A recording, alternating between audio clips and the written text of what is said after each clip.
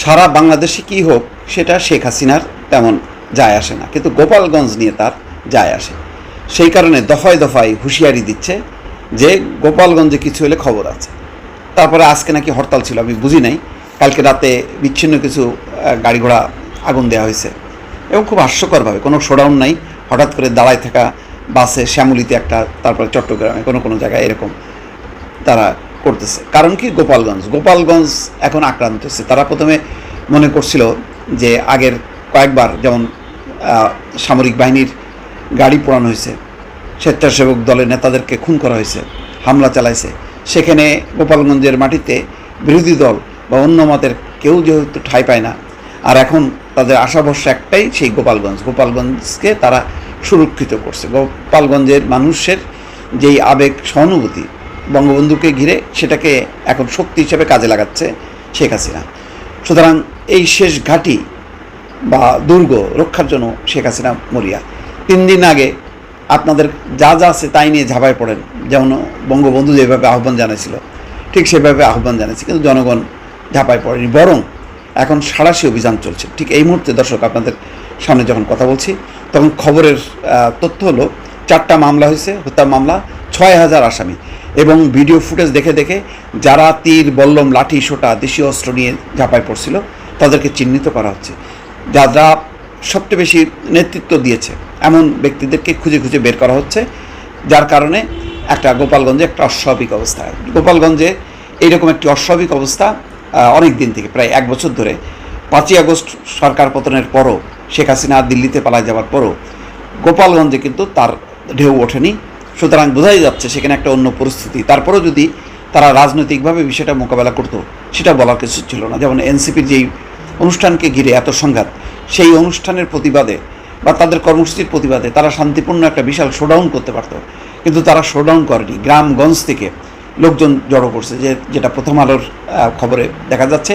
গ্রামগঞ্জ থেকে লোকজন জড়ো করে তারা বিভিন্ন অলিতে গলিতে ছড়িয়ে দিয়েছে, যাতে চতুর্মুখী বা একেবারে সাঁড়াশি আক্রমণ চালাতে পারে, এবং করছেও তাই। ফলে পরিস্থিতি এমন যে সেনাবাহিনী বলছে তারা আত্মরক্ষার্থে বল প্রয়োগে বাধ্য হয়েছে। এখন সেই শেখ হাসিনা এখন যখন কি এখন পরাস্ত হয়েছে তারা শেষ মুহূর্তে, এখন ধরপাকড় চলছে। 3 দিনের মাথায় তিনি আবার বক্তব্য দিচ্ছেন, অডিও বার্তা দিচ্ছেন, বলছেন যে ধৈর্য ধরুন, দিন ফিরবে, সব হিসেব কড়াই গণ্ডায় বুঝে নেব। উনি কড়াই গণ্ডায় বুঝে নেবে দিল্লিতে বসে থেকে এই হুমকি দিচ্ছেন অডিও বার্তায়।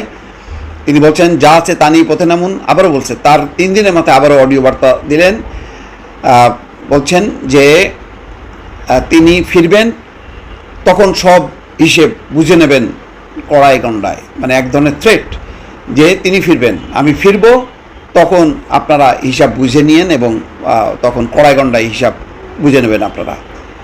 কঠিনভাবে বক্তব্য, যেহেতু গোপালগঞ্জ আক্রান্ত হয়েছে, এখন বলছেন যা আছে তা নিয়ে এখন পথে নেমে পড়ুন, ঘরে থাকার বসায় নেই। এর আগে বলছিল, তার 3 দিনের মাথায় আবার তিনি বলছেন ইউনূসের ক্ষমতা দখল হয়েছিল জঙ্গিদের সহায়তায়। দেখেন, ইউনূসের ক্ষমতা দখল হয়েছিল জঙ্গিদের, এরকম লক্ষ লক্ষ মানুষকে তিনি জঙ্গি বানায় দিচ্ছে।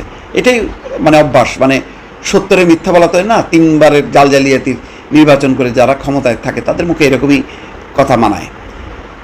বলছেন যে ইউনূসের ক্ষমতা দখল হয়েছিল জঙ্গিদের সহায়তায়, আন্তর্জাতিকভাবে নিষিদ্ধ যেসব জঙ্গি সংগঠনের অপরাধীদের গ্রেপ্তার করা হয়েছিল, ক্ষমতায় এসে তাদের সকলকে ছেড়ে দিয়েছে ওরা।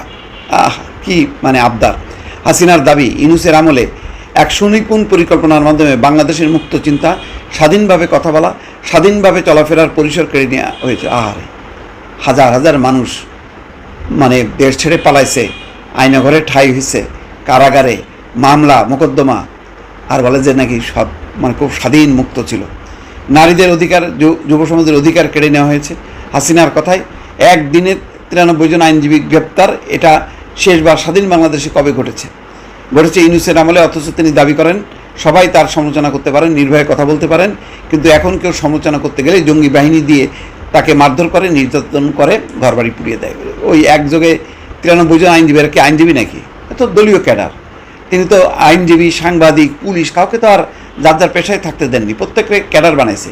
তো তাদের এখন পরিণতি তাই হচ্ছে। তো এদের কিসের ক্যাডার? মানে সুপ্রিম কোর্টেই একমাত্র হয়তো নিরপেক্ষ একটা নির্বাচন, সেইটা পর্যন্ত ধ্বংস করে দিছে। আর উনি একবারে মুক্ত স্বাধীন মত ছিল, অধিকার ছিল, হ্যাঁ, একেবারে মানে কি গণতন্ত্র উনি উপহার দিয়ে রাখছিল যে জঙ্গিরা এসে এটা একদম তছনছ করে দিল। আহারে, ভালো থাক।